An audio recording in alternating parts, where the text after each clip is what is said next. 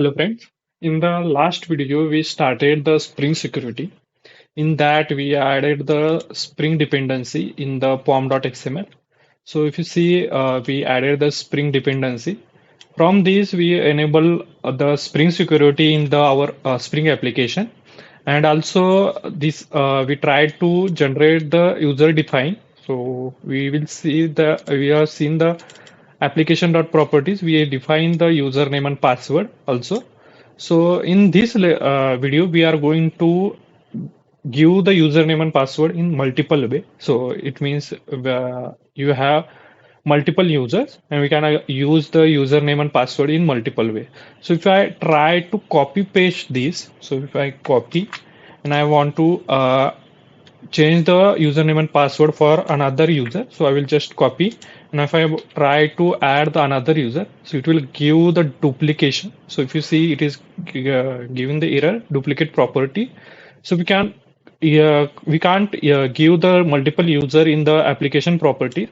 So we have to change the approach to create the application for multiple user. So I will just comment on this, so it will stop using this username and password. So to do that, we have to use in-memory manager. So to do that, we have to first create the control that is configuration class. So we first create the configuration package. In that, we will create the configuration. So I will just enter the finish, and after that I will just create one class that will call the configuration, and we will create one method that will enable our in-memory manager, and that will create the username and password. So first of all, I will call the configuration class. In that, I will just add one import, that is annotation, that is configuration.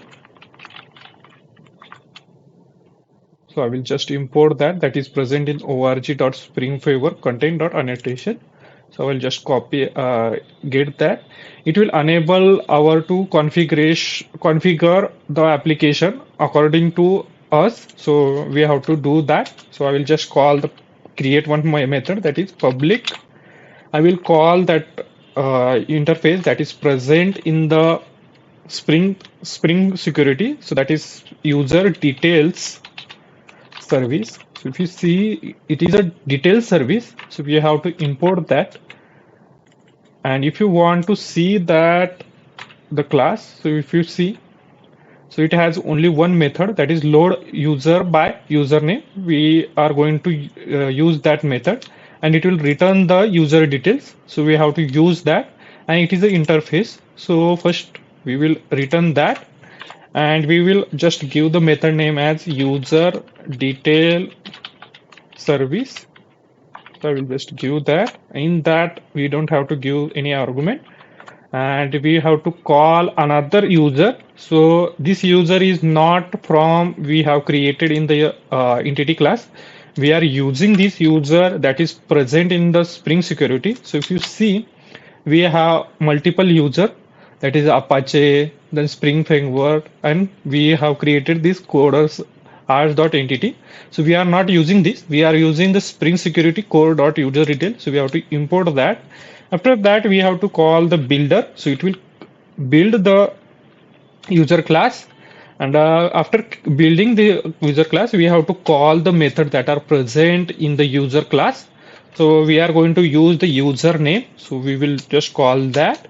In that, we have to give username as coders, and password we have to give as password. Password I am going to give as coders also. And if you want to give the role, I will just give the roles, and I will just give role as admin. And I want to build this class, so I will just call the build method. So it will build our class, and it will return the user detail. So it is also the class that is present in the Spring Security Core.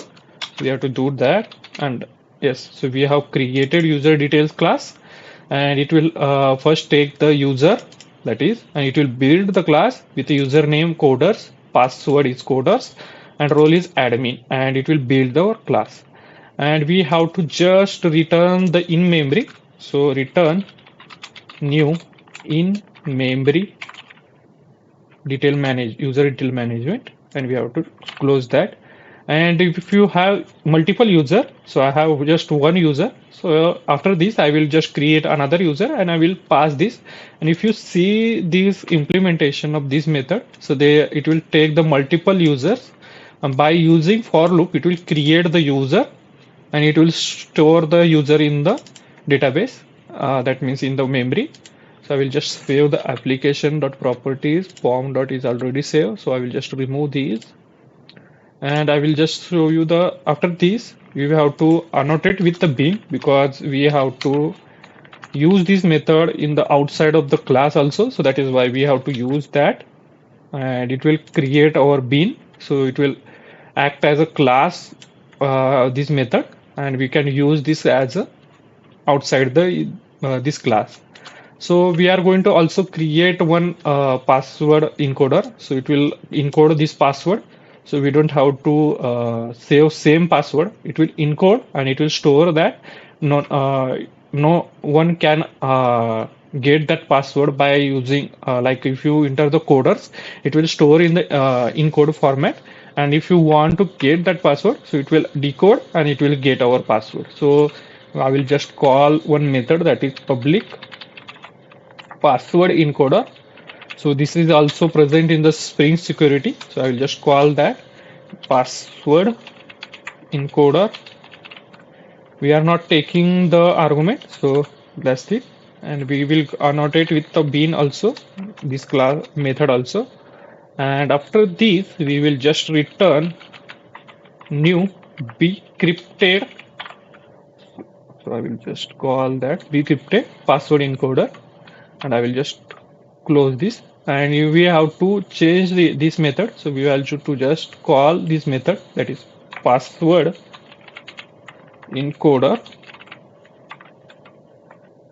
dot encode, and we have to pass the password, that is I'm going to pass the password is coders, and it will store our password. So I will just copy one more user details, and I will just make it as multiple user. So I will just change it to coder, password is coder, and I will just change the variable name as user1, and I will just change here also user1, and I will just save this. I will close this, both of them, and we have completed our configuration. So let's start to run the application. I will just run the application.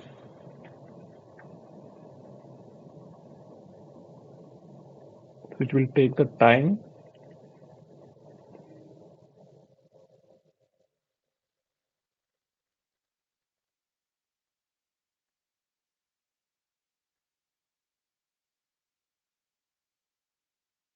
Yes, our Tomcat started a port on 5050. So we will just run the application and we will try to give authentication. I will just give the authentication coder and a pass username also coder, and I will just use the get method. I can do get the request or not. So I will just send the request. If I'm getting the response, so yes, I am getting the response. Yes, I am getting the response, but it is taking time because it loaded the information. The user ID is 1, user ID 2, all the information I'm getting. So if I change the user coders, also the coders, and I've tried to get the information, yes, I am getting the same information. If I change the password with the username is coders and the password is for another user, so if I try to send, it will give me the error, that is unauthorized. You cannot authorize. And if you want to see that in the our browser, so I will just call http slash localhost. So I will just copy that without typing. So I will just copy this and I will just paste here, save my time, just enter. So first of all, it is asking the sign in. So we have to sign in that. So I will just enter the username, that is coders. Password I will write a wrong coder. And if you see after signing, it will give me the bad credential. So we are not able to sign in. So I will just type the correct username and password, that is coders, and I will just sign in. And if I click on this pretty print, so it will give me in the JSON format. So sorry, just give me, yes. If you see, it is give me in the JSON format, but that is user ID 1, username, email, password. And if I want to log out from this, so I can do that also. So log out, and it will able to log out. But if I log in already, and if I try to use another tab and I want to get the information, so I will get directly without entering the username and password. We are getting the all the detail. And if I click on the logout, and if you see, I will just refresh this. So it will ask the please sign in again, because I log out from another tab and I'm using that in the another tab. So it will also again ask the please sign in. So this is the beauty of the Spring Security. Whenever we log in the user, so if I log in here, and after this I can get the information, and if I paste the same link, I'm getting the same information without logging. So this is the beauty. So after this, we are going to see the JWT token in the next video. So today we have completed the in-memory management. The drawbacks we will see in the tomorrow's lecture, because that means in the next video. So we will get the all information. So thank you.